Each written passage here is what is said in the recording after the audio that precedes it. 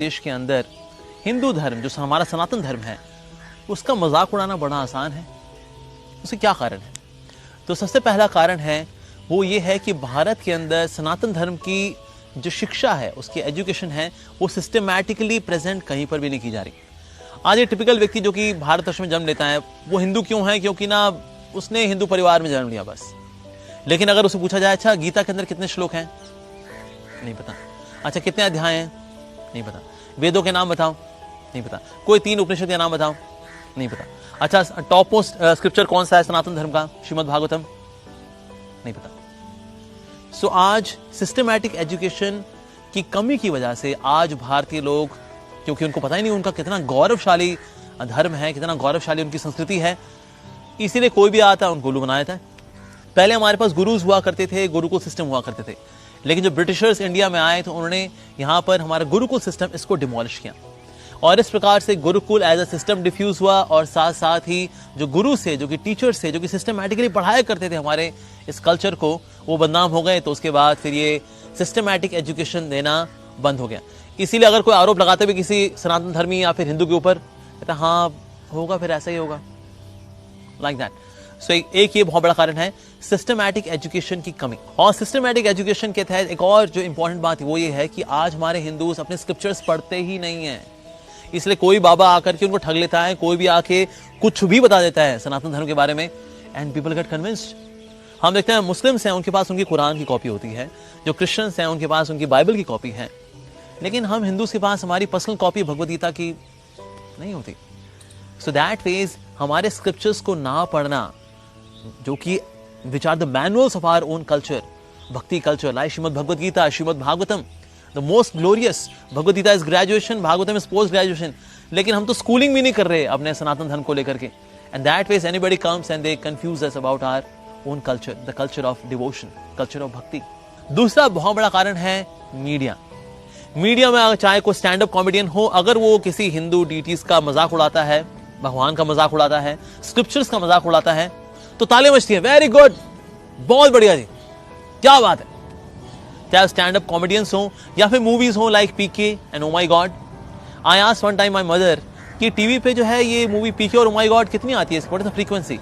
मेरी मदर ने कहा बेटा आए दिन आई होती है, क्योंकि एक बार बन गई हैं, बार बार इसको टेलीकास्ट करते रहो, लोग बार बार हिंदूज देखते रहेंगे और इस प्रकार से they can be brain washed कि हमारा धर्म है क्या जी, इनमें मूर्ति पूजा है और इसके अंदर बोगस गुरुज हैं, बस यही है जी।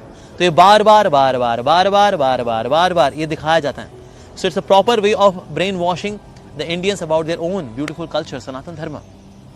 साथ ही लोगों की जो श्रद्धा थी गुरुओं में, उन गुरुओं के प्रति श्रद्धा थी, उसको भी कम किया।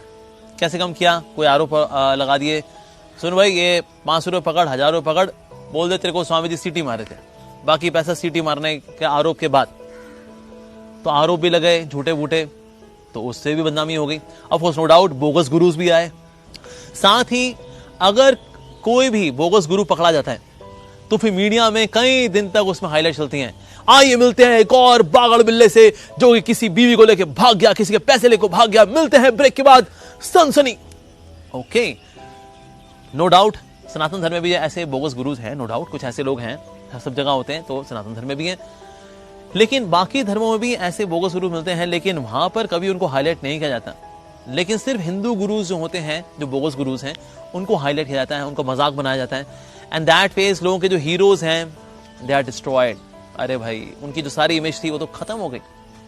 और कभी कभी जो ऐसे कुछ जो सो कॉल्ड हिंदू गुरुज हैं उनको स्टेज पे बुला करके एक्सपोज किया जाता है, देखिए जी इनका ज्ञान देखिए कितना कमजोर है, मेरा ज्ञान देखिए उनसे कितना अच्छा है। So that phase I am your next hero.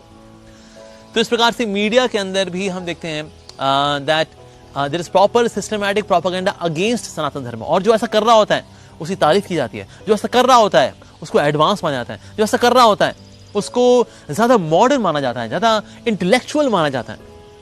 आजकल इंटेलेक्चुअल की परिभाषा भी हो गई है, अगर इफ समबडी कैन क्रिटिसाइज सनातन धर्म point by point, intellectual guy, very intellectual. तो इस प्रकार से एक मीडिया का सिस्टमैटिक प्रोपेगेंडा है अगेंस्ट सनातन धर्म। तीसरा कारण, एक टर्म कॉइन की गई, उसको बोलते हैं सेक्युलरिज्म। अच्छा क्या होता है इसका मतलब? इसका मतलब होता है सब धर्मों के प्रति समान दृष्टि रखना, समान रूप से सबका सम्मान करना, ये सेक्युलरिज्म है। अच्छा, ये परिभाषा है इसकी? हाँ जी, इसकी परिभाषा। एग्जीक्यूशन लेवल पे क्या होता है? एग्जीक्यूशन लेवल पे सनातन धर्म के होने वाले प्रोग्राम्स को डिमोरलाइज करना, उसको डिस्करेज करना और बाकी हर तरह के प्रोग्राम्स को एनकरेज करना, this is secularism in execution, in practice. So इसीलिए so that means it is proper conspiracy. Sanatan Dharma के प्रोग्राम्स बंद कराए जाएंगे जी, ये होली जो है इसको बंद कराओ, होली पे कितना पोल्यूशन हो जाता है, पटाखे बजते हैं दीपावली पे, उससे भी पोल्यूशन होता है, इसलिए नहीं होना चाहिए। अगरबत्ती जलाएंगे, अगरबत्ती से पोल्यूशन हो जाएगा। सो दैट मींस ऐसे कई सारे कल्चरल वैल्यूज हैं, उनको डिस्करेज किया जाता है। एक और बड़ा कारण यह है कि क्यों हिंदू समाज का, हिंदू संस्कृति का लोग मजाक उड़ाते हैं। Reason being, Hindus generally speaking they are very tolerant, they are very peace loving people. उनको शांति प्रिय लोग हैं। वो कहते हैं देखिए हम दंगा फसाद वगैरह नहीं चाहते, ठीक है आप हमें डिस्करेज कर दिया तो कर दिया जी, अब ठीक है हमारा प्रोग्राम नहीं हो पाया तो अब नहीं हो पाया है, अब देखिए हम लोग पीस लिविंग लोग हैं। तो क्योंकि शांति प्रिय लोग हैं हिंदूज, तो इसीलिए ज़्यादा झगड़े में नहीं पड़ना चाहते, किसी फसाद में नहीं पड़ना चाहते, किसी कोर्ट कचहरी में नहीं पड़ना चाहते, किसी बड़े स्कैम में, या फिर प्रतिशोध, प्रतिशोध, ये रिवेंज, काउंटर रिवेंज, इस चक्कर में नहीं पड़ना चाहते। So Hindu generally are peace living people. तो ये भी कारण है कि लोग मजाक उड़ा भी देते हैं, तो लोग कहते हैं चलो क्या बोलना जी, अब शांत रहो। और साथ ही सामान्य तौर पे हम देखते हैं लोग क्या हैं, अपने घरों में, अपने घर की प्रॉब्लम्स में, मेरा घर परिवार, इसी में इतने एब्जॉर्ब्ड हैं। कहते मेरा घर परिवार ठीक है ना जी, मेरी बीवी ठीक है, मेरे बच्चे ठीक हैं, बस ठीक है, अब ये ठीक है, जो लोग करते रहे। हमारी संस्कृति का अगर अपमान करते हैं तो क्या कर सकते हैं जी। मेरी बीवी खुश है, मेरे बच्चे खुश हैं, उनकी पढ़ाइयाँ चल रही हैं, मैंने बनारसी साड़ी उसकी खरीदी है, मेरी जॉब चल रही है, बस ये चल रहा है ना, फिर क्या चिंता करनी जी। गाड़ी चल रही है ना तो चलाते रहो बस। तो इस तरह से people are so much absorbed in themselves, in their own family, उनकी एजुकेशन उसी में एब्जॉर्ब्ड है। तो इसीलिए अगर कोई कुछ कह भी देता है सनातन धर्म के प्रति, इसे वेल क्या कर सकते हैं, अब फ्रीडम ऑफ स्पीच है जी, क्या करें, कर दिया तो कर दिया। और इसीलिए हम देखते हैं कि लोग जो अपने आप में इतने गुम हैं, तो अगर कोई अपमान करता भी है सनातन धर्म का, तो बहुत बड़ा कारण ये हम ये देखते हैं इस प्रकार से स्पिरिचुअल एजुकेशन का ना होना, सिस्टमैटिक एजुकेशन का ना होना, पॉलिटिकल कॉन्स्पिरेसी का होना, मीडिया की कॉन्स्पिरेसी का होना, और हिंदूज का पीस लविंग होना, झगड़ेबाजी से दूर रहना, और कहीं ना कहीं अपने परिवार में ही जो है इतने एब्जॉर्ब रहना कि सनातन धर्म के बारे में इतनी परवाह ना हो पाना। तो इस प्रकार से हम देखते हैं कि सनातन धर्म जो कि सुपर ग्लोरियस है, हमारा सनातन धर्म, द कल्चर ऑफ भक्ति, तो इसके प्रति अपमान लोग कर बैठते हैं और ये अपमान बढ़ रहा है। लेकिन हाँ, अब हमें हालांकि उम्मीद जगी है, रीजन बीइंग पिछले कुछ समय से, पिछले कुछ सालों से धर्म की एक जो वेव है वो स्ट्रांग बनी है। सो दैट फेज है, we should become very conscious about this कि हमारा जो ग्लोरियस सनातन धर्म है कोई उसका अपमान ना करे। इसलिए अगर कोई व्यक्ति हमारे सनातन धर्म की ओर उंगली उठाता है, उसका अपमान करता है, तो हमें भी एकता दिखानी चाहिए, and we should actually prove that yes our Sanatan Dharma is most glorious, how dare you insult our Sanatan Dharma. So we should be that phase courageous to protect our Sanatan Dharma and spread Sanatan Dharma as well.